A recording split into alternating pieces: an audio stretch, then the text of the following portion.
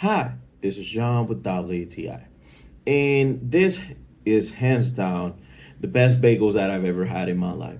This is the Toufayan Bagels. And the flavor and the taste and the texture is just overall great.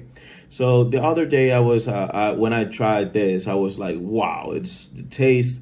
These are some garlic flakes that once you toast them a little bit, you add a little bit of cheese.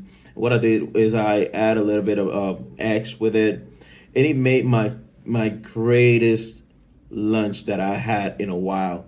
But you can use this for any other circumstances. So when you're in a situation that you just want to grab a quick meal, that you don't want to do just maybe too much ham, cheese, there you get to go.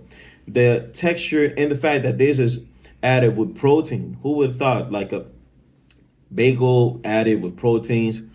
This is a great product overall. Great in nutrition. It just tastes awesome. The whole texture is great, and you're going to enjoy each one of the bites that you would do with this bagel. Is the texture is really fluffy, and overall it's pretty good. So this was John with WTI, and this was my point of view.